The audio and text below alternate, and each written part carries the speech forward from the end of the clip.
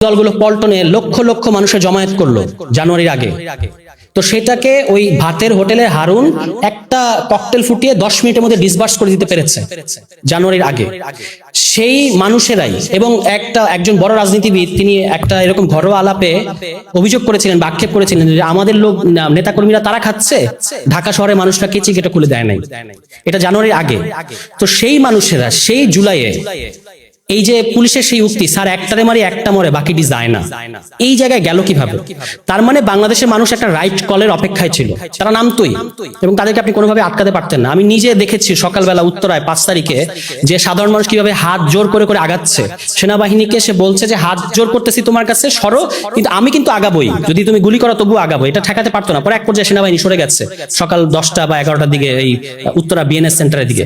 দেখবেন যে আওয়ামী লীগের লোকজন যদি কোনো জুলাইয়ের ছেলেকে ধরে হেনস্থা করে কোন এক জায়গায় পেয়ে, সেটা পত্রিকায় আসছে এভাবে তোপের মুখে পড়লেন।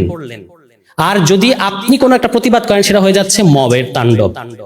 তো এরকম মিডিয়াগুলো এরকম করবে, কারণ মিডিয়া কাদের দ্বারা নিয়ন্ত্রিত সেটা আমরা জানি। তোপের মুখে আমরা কখন বলি যখন আমরা একটা প্রতিবাদ করতে থাকি যে অমুকে একটা খারাপ কাজ করছে, এটা তোপের মুখে উনি পড়েছেন। আর মব তো সাধারণত একটা নেতিবাচক ব্যাপার থাকে। এখন দেখবেন যে ক্রেডিট নেওয়া শুরু হয়েছে যে 2 আগস্টের ওই দ্রোহযাত্রাটা বেশি গুরুত্বপূর্ণ না 3 আগস্টের এক দফা। এটা একটা হাস্যকর ব্যাপার। মানে আমার কাছে মনে হয় যে মানুষ যখন জীবন দিয়ে দিয়েছে তখন তার চেয়ে বেশি গুরুত্বপূর্ণ হয়ে যাচ্ছে যে আপনি রাস্তায় নেমেছেন এবং রাস্তায় নেমে কি আপনি আমাদেরকে উদ্ধার করেছেন? আপনি রাস্তায় না নামলেও গণঅভ্যুত্থান ঘটতো। মানে যারা নিজেদের এজেন্সিকে এত উপরে জায়গা দেয়, মানে আমরা 2 তারিখে নেমেছি এবং এখান থেকে গণঅভ্যুত্থান শুরু হয়েছে। তো আমি যারা 2 আগস্টের ওই দ্রোহযাত্রা থেকে বলতে চান যে ওইখান থেকে গণঅভ্যুত্থান শুরু হয়েছে, তাদের জন্য আমি বলতে চাই যে আমরা 19 জুলাই কিংবা 18 জুলাই প্রাইভেট বিশ্ববিদ্যালয়ের শিক্ষার্থীরা এক দফা ঘোষণা করেছে, তখন থেকে এটা শুরু হয়েছে। আপনারা সম্প্রতি কিছুদিন আগে প্রয়াত হয়েছেন বদরুদ্দীন উমর, এই দেশের একজন অত্যন্ত প্রভাবশালী চিন্তাবিদ। তিনি খুবই আশ্চর্যের ব্যাপার, তিনি কিন্তু গণঅভ্যুত্থান শেখ হাসিনা পতন হলো 5 তারিখে, তিনি 29 জুলাই পত্রিকায় সাক্ষাৎকার দিয়ে, মানে 5 দিন আগে সাক্ষাৎকার দিয়ে বলেছিলেন বণিক বার্তায় সম্ভবত, যে বাংলাদেশের ইতিহাসে সবচেয়ে তীব্র সবচেয়ে ব্যাপক গণঅভ্যুত্থান হতে যাচ্ছে এটা। মানে গণঅভ্যুত্থানের আগেই তিনি এটা বলেছেন।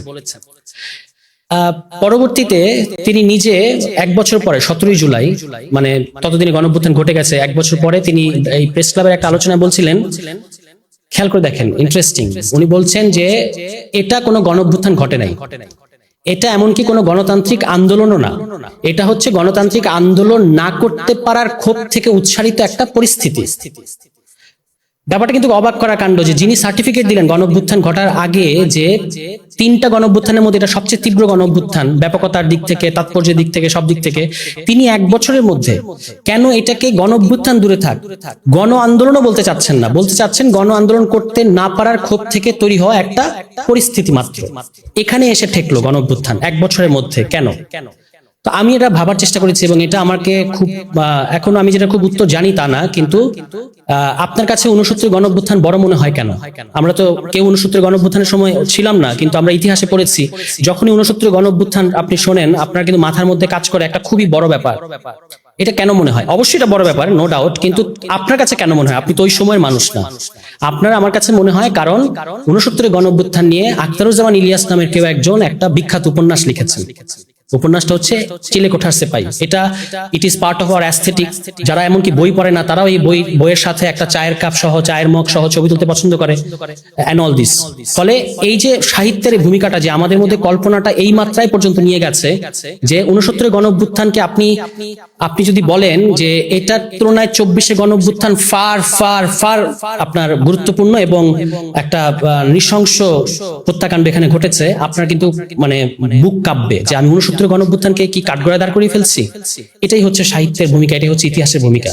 এখন আমাদের জুলাই গণঅভ্যুত্থান একটা হলো যে সময় খুব কম, অলরেডি মাত্র 2 বছর হয়েছে, নিশ্চয়ই আরো সময় লাগবে, কিন্তু ইতিমধ্যে আলামতগুলো তো স্পষ্ট যে কেন এটা হচ্ছে না। কারণ জুলাইয়ের কোনো হিস্টোরিসিটি হচ্ছে না, যতক্ষণ পর্যন্ত জুলাইয়ের ইতিহাস না হবে।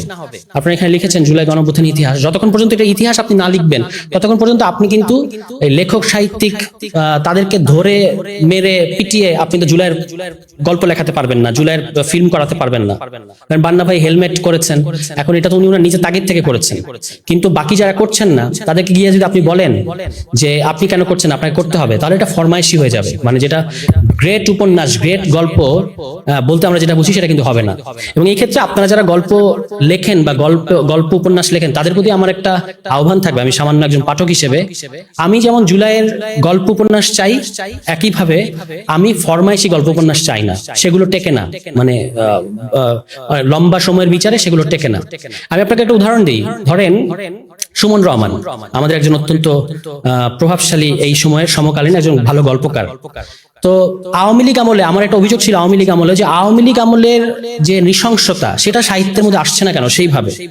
তো সেটার একটা অভাব মিটিয়েছিলেন তিনি। তার একটা গল্প আছে আপনারা জানেন, নিরপরাধ ঘুম, আপনারা যারা পড়েছেন।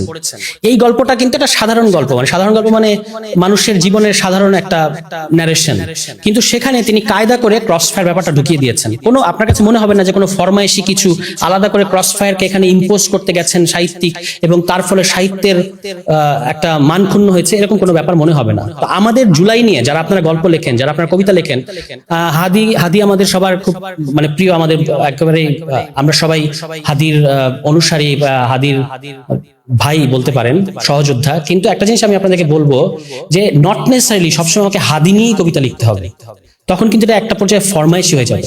আপনি কবিতা লিখবেন, কবিতার মধ্যে জুলাইয়ের ঘটনা অটোমেটিক্যালি আসবে, ওই জায়গায় দিতে হবে আমাদেরকে, এবং তখন হাদিও আসবে সেখানে। কিন্তু যদি আপনি আলাদা করে সবসময় প্ল্যান করতে থাকেন যে আমাকে হাদি নিয়ে একটা গল্প লিখতে হবে, ঠিক আছে, তখন কিন্তু একটা পর্যায়ে এটাকে মানে ক্লিশে মনে হবে। আপনি দেখবেন যে আমাদের ওই 69, 47, 71, 69, 52, 90 এই যে আমাদের বড় বড় ইতিহাস, আপনি 80-র দশকের যে কোনো একটা গল্প কিংবা পোস্ট 90s যে কোনো একটা গল্পের বই খুলে দেখেন, যে কোনো একটা উপন্যাস খুলে দেখেন, সেখানে 90-এর ঘটনা খুব স্বাভাবিকভাবে এসেছে। গল্পটা কিন্তু 90-এর গণঅভ্যুত্থান কেন্দ্রিক না, গল্পটা অন্য যে কোনো একটা কিছু নিয়ে একটা সাধারণ উপন্যাস, কিন্তু সেখানে তিনি ঔপন্যাসিক একটা ন্যারেশনের মধ্যে গণঅভ্যুত্থানের ব্যাপারটা ঢুকিয়ে দিয়েছেন। এইভাবে যদি আমরা এটাকে স্বাভাবিকীকরণ করতে পারি তাহলে জুলাই টিকবে। এবং এটা আপনাদের প্রতি আমার একটা দাবি আর কি, যারা লিখবেন ভবিষ্যতে বা লিখছেন, জুলাই নিয়ে তো গল্প লিখতে হবেই, কারণ জুলাইয়ের ঘটনাগুলো এখনো গল্পে আসে নাই। এর পাশাপাশি অন্যান্য যে কোনো গল্পেও, অন্যান্য যে কোনো উপন্যাসে, অন্যান্য কবিতাতেও জুলাইয়ের ঘটনাগুলো কিন্তু আসতে হবে, মানে নানাভাবে। যেমন সামনে একটা গল্পের বই বেরোচ্ছে, সেখানে রিয়া গোপ একটা চরিত্র, সেখানে মানে রিয়া গোপের কথা আপনারা জানেন, নারায়ণগঞ্জের সর্বকনিষ্ঠ বাচ্চা যাকে গুলি করে মেরে ফেলা হয়েছিল, এইভাবে করে আনতে হবে। এবং আরেকটা জিনিস হচ্ছে, আমি কিছু উপন্যাস পড়ছিলাম, যেমন একটা উপন্যাস হচ্ছে নিয়ামত ইমাম লিখেছেন এই জুলাই গণঅভ্যুত্থানের উপরেই, বা পুরোপুরি জুলাই গণঅভ্যুত্থানের উপরে কিনা আমি এখনো বুঝতে পারছি না, আমি এখনো পড়তেছি এটা। তো সেখানে আমি দেখলাম যে উনি একেবারে বাস্তবের যে চরিত্রগুলো সেগুলোকে ওই নামে নিয়ে এসেছেন। আমার কাছে ভালো লাগে নাই, টু বি ফ্র্যাঙ্ক। কারণ হচ্ছে কি, এটা সাহিত্যটাকে নষ্ট করে বলে আমার কাছে মনে হয়েছে। ধরেন আপনার গল্পের মধ্যে রিয়া গোপ নামে একটা বাচ্চা মারা গিয়েছিল জুলাইয়ে, এখন রিয়া গোপ নামে এটা থাকতে হবে আমি এটা মনে করি না। এটা অন্য কোনো নামে থাকতে পারে, এবং অন্য কোনো নামে থাকলেই বরং এটা সাহিত্য বেশি হবে, এবং সেটা আবার এই বাস্তবের ঘটনার সাথে আপনি লিঙ্ক করাতে পারেন। কিন্তু যারা যেমন ধরেন 69 গণঅভ্যুত্থানে যে হাড্ডি খিজির বলতে তো বাস্তবে কেউ নাই, কিন্তু হাড্ডি খিজির 69 একটা ক্যারেক্টার হয়ে গেছে, তাই না? কিন্তু ওই উপন্যাসে আবার দেখবেন যে আয়ুব আছে, তা একটা বাস্তব ক্যারেক্টার আর একটা হচ্ছে কাল্পনিক ক্যারেক্টার, পুরোটা মিলে একটা ঐতিহাসিক ঘটনার বর্ণনা চলছে। এখন এই জুলাই নিয়েও আপনি রিয়া গোপের ঘটনাটাকে আনতে চান, সেটা রিয়া গোপের নামে আনতে হবে এরকম না, কিন্তু শেখ হাসিনাকে কিন্তু শেখ হাসিনার নামেই আনতে হবে। এই যে ইতিহাস, বাস্তব এবং কল্পনার একটা মিশেল, এইটা যদি সাহিত্যের মধ্যে না ঘটে তাহলে কিন্তু আমরা যে সাহিত্য পড়ছি, কারণ পাঠক যে সে কিন্তু নট নেসেসারিলি যে জুলাইয়ের গণঅভ্যুত্থান পড়তে যাচ্ছে, সে কিন্তু গল্পই পড়তে যাচ্ছে, কবিতাই পড়তে যাচ্ছে, এমনকি ধরেন উপন্যাসও পড়তে যাচ্ছে। আপনাকে মনে রাখতে হবে যে আজকে আপনি একটা গল্প উপন্যাস লিখছেন, এটা 20 বছর পরে পড়া যাবে কিনা। 20 বছর পরে আমি যখন আজকে চিলেকোঠা সেপাই পড়ি, আমার কাছে কিন্তু বেশ লাগে যে এটা কত গুরুত্বপূর্ণ উপন্যাস। তো সেরকম সাহিত্য গুণ আছে বলেই কিন্তু এটা 20 বছর পরে মানুষ পড়তে গেছে। তো তখন তাকে ওই গল্পটা পড়তে হবে, কিন্তু গল্পটা পড়ে তাকে ওই ইতিহাসটা ওই সময় যিনি পাঠক তিনি জানবেন। এইভাবে আমাদেরকে আগাতে হবে বলে আমি মনে করি। এবং এর পাশাপাশি মঞ্চ নাটকেও যদি আমরা, এটা খুব কম মানুষ দেখে কিন্তু এক্সট্রিমলি ইনফ্লুয়েন্সিয়াল, তো মঞ্চ নাটকেও যদি মানে জুলাই গণঅভ্যুত্থান কেন্দ্রিক মানে ইয়ে না আসে, নাটক না আসে তাহলে কিন্তু এটা মানে একটু আশঙ্কার আর কি। এখন আমাদের এটা বলি শেষ করি যে আমাদের যারা প্রভাবশালী শিল্পী, সাহিত্যিক, কবি, তারা কেন জুলাই গণ অভ্যুত্থানের প্রতি একটু বিমুখ বলে মনে হয়? এটা খুব অবভিয়াস কারণে, এবং তাদের কাছে আমাদের বাড়তি প্রত্যাশা থাকাটা ঠিক হবে না। কারণ তারা যে জগৎ কল্পনায়, যে সমাজ কল্পনায় এবং যে ঐতিহাসিক কল্পনার মধ্যে বিকশিত হয়েছেন, সেখানে জুলাই গণ অভ্যুত্থানের কোনো জায়গা নাই এবং কোনোদিন হবেও না। কারণ এটার সাথে আপনি আমাদের কলোনিয়াল টাইমের এখানকার যে কালচারাল পলিটিক্সের যে বিকাশ যেভাবে ঘটেছে, সেটা একটা খুব ব্যাপক সম্পর্ক আছে। কারা এখানে ঐতিহাসিকভাবে বাবু হয়েছে, ভদ্রলোক সমাজ হয়েছে, এটা যদি আমরা ভালো করে খেয়াল না করি তাহলে কিন্তু আমরা এটা বুঝতে পারবো না। ফলে জুলাই গণ অভ্যুত্থান কিন্তু ঘটেইছে এটার বিরুদ্ধে। আমি যখন এই ইত্যাদি নিয়ে একটা পোস্ট দিলাম, এটার পরে এটাকে কেন্দ্র করে রকমনু, আপনারা চেনেন অনেকে, উনি একটা ভিডিও ধারাভাষ্য প্রকাশ করলেন। সেখানে কিন্তু উনি জিনিসটা তুলে ধরেছেন, জুলাই গণ অভ্যুত্থান যাদের বিরুদ্ধে, সেই ক্ষমতা কাঠামো এখনো অক্ষুণ্ণ আছে। ফলে তারা কিন্তু আপনার গল্পটাকে বলবে না, আপনার আমার গল্পটা কিন্তু আমাদেরকে বলতে হবে। এবং এটার জন্য সবচেয়ে আগে জরুরি মানে জুলাইয়ের ইতিহাসটা লিখে ফেলা, মানে যেটা একেবারে ইতিহাস, বিশ্লেষণ পরে, ব্যাখ্যা পরে, কিন্তু সবার আগে ইতিহাসই তখন হারিয়ে যাচ্ছে। এখন দেখবেন যে ক্রেডিট নেওয়া শুরু হয়েছে যে 2 অগাস্টের ওই দ্রোহযাত্রাটা বেশি গুরুত্বপূর্ণ না 3 অগাস্টের এক দফা। এটা একটা হাস্যকর ব্যাপার। মানে আমার কাছে মনে হয় যে মানুষ যখন জীবন দিয়ে দিয়েছে, তখন তার চেয়ে বেশি গুরুত্বপূর্ণ হয়ে যাচ্ছে যে আপনি রাস্তায় নেমেছেন, এবং রাস্তায় নেমে কি আপনি আমাদেরকে উদ্ধার করেছেন? আপনি রাস্তায় না নামলে গণ অভ্যুত্থান ঘটতো। মানে যারা নিজেদের এজেন্সিকে এত উপরে জায়গা দেয়, মানে আমরা 2 তারিখে নেমেছি এবং এখান থেকে গণ অভ্যুত্থান শুরু হয়েছে। তো আমি যারা 2 অগাস্টের ওই দ্রোহযাত্রা থেকে বলতে চান যে ওইখান থেকে আন্দোলনটা, গণ অভ্যুত্থান শুরু হয়েছে, তাদের জন্য আমি বলতে চাই যে আমরা 19 জুলাই কিংবা 18 জুলাই প্রাইভেট বিশ্ববিদ্যালয়ের শিক্ষার্থীরা এক দফা ঘোষণা করেছে, তখন থেকে এটা শুরু হয়েছে। ফলে জুলাই গণ অভ্যুত্থানের এবং আরো আগে আপনাদের মনে থাকবে জাহাঙ্গীরনগর বিশ্ববিদ্যালয়ে 14 কিংবা 15 তারিখে আমরা তখনই ফেসবুকে লিখেছি যে ক্যাম্পাস অভ্যুত্থান শুরু হয়ে গেছে। ঢাকা বিশ্ববিদ্যালয় থেকে যখন ছাত্রলীগকে বের করে দেওয়া হলো 15-16 তারিখে, তখন থেকে ব্যাপারটা শুরু হয়ে গেছে। তখন থেকে আর এটা কোটায় সীমাবদ্ধ ছিল না। ফলে এই যে ক্রেডিট নেয়ার, মানে জুলাই গণ অভ্যুত্থানের ক্রেডিট কার? ক্রেডিট হচ্ছে বাংলাদেশের জনগণ। এই জন্যই এটা গণ অভ্যুত্থান। এখানে আমরা যে পক্ষগুলো আছি, যারা সারাক্ষণ নিজেদের মধ্যে ঝগড়া করি, আমরা ভাবছি যে আমাদের বাইরে কেউ নাই, কিন্তু আমাদের বাইরে যারা আছে তারাই জুলাই গণ অভ্যুত্থানের মূল মাস্টারমাইন্ড। এর বাইরে কোনো মাস্টারমাইন্ড নাই। এটা কারো মাথা থেকে আসে নাই, কোনো ব্যক্তির মাথা থেকে এটা আসে নাই। এবং ওই যে বলে যে graves are full of indispensable people, কবরস্থানে গুরুত্বপূর্ণ এবং মানে যাদেরকে ছাড়া হবে না এমন লোক দিয়ে ভরপুর। সুতরাং যারা মনে করছেন যে আমি না থাকলে গণ অভ্যুত্থান ঘটতো না, you are living in a fool's paradise. কারণ বাংলাদেশের মানুষ গণ অভ্যুত্থান ঘটানোর জন্য মুখিয়ে ছিল, কিন্তু এখানকার এক্সিস্টিং পলিটিক্যাল পার্টিগুলো সেই দায়িত্বটা নিতে পারে না। তাদের রাজনীতির কল্পনার মধ্যে গণ অভ্যুত্থান ছিল না, যে কারণে জানুয়ারি পর্যন্ত, মানে 24শে জানুয়ারি পর্যন্ত আন্দোলনটা ফেল করেছে, মানে সরকার পতনের আন্দোলন। কারণ তারা চেয়েছে নির্বাচন, সুষ্ঠু নির্বাচন দিতে হবে। কিন্তু ছাত্র জনতা যখন আপনার বলল যে শেখ হাসিনাকে যেতে হবে, শেখ হাসিনা না গেলে কিছুই হবে না, তখন কিন্তু বাংলাদেশের মানুষ, ওই যে পুলিশের ওই কথা, আপনি ভেবে দেখেন, রাজনৈতিক দলগুলো পল্টনে লক্ষ লক্ষ মানুষের জমায়েত করলো জানুয়ারির আগে। তো সেটাকে ওই ভাতের হোটেলে হারুন একটা ককটেল ফুটিয়ে 10 মিনিটের মধ্যে ডিসবার্স করে দিতে পেরেছে জানুয়ারির আগে। সেই মানুষেরাই, এবং একজন বড় রাজনীতিবিদ, তিনি একটা এরকম ঘরোয়া আলাপে অভিযোগ করেছিলেন, আক্ষেপ করেছিলেন যে আমাদের লোক, নেতাকর্মীরা তারা খাচ্ছে, ঢাকা শহরে মানুষরা কেচি কেটে খুলে দেয় নাই। এটা জানুয়ারির আগে। তো সেই মানুষেরা সেই জুলাইয়ে এই যে পুলিশের সেই উক্তি, স্যার একটারে মারি একটা মরে বাকিটি যায় না, এই জায়গায় গেল কিভাবে?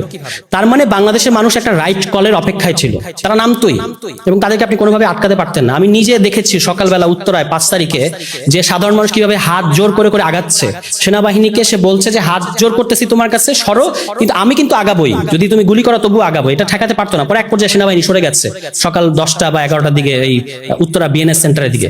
তাহলে বাংলাদেশের মানুষের এই জায়গাটা যদি আপনি না বুঝেন এবং যদি দাবি করতে থাকেন 2 তারিখ হলো আসল ঘটনা ঘটেছে কিংবা অমুকে মাস্টারমাইন্ড, এগুলো আমাদের একটা আত্মতৃপ্তি দিতে পারে, কিন্তু এর বেশি কিছু মানে মানুষের যেটা মূল আত্মত্যাগ, সেটাকে কিন্তু অস্বীকার করা হবে, এবং সেটা অস্বীকার করলে এটাকে আর গণ অভ্যুত্থান বলা যাবে না। মনে হবে ঢাকার কয়েকটা বাবল, তাদের মধ্যে একটা প্রতিযোগিতা। এরকম ছিল না। জুলাই গণ অভ্যুত্থান যত দিন যাবে তত স্পষ্ট হবে যে বাংলাদেশের ইতিহাসে এখন যে কালচারাল ফাইটটা আপনারা দেখতেছেন, সারাক্ষণ ঝগড়া, ঠিক আছে, এমনকি এটা নিয়েও ঝগড়া ঝগড়া হচ্ছে যে গায়ত্রী চক্রবর্তী স্পিভাকের ক্যান দ্য সাবলটান স্পিক, এইটার নিয়ে কে কথা বলতে পারবে এবং কে পারবে না।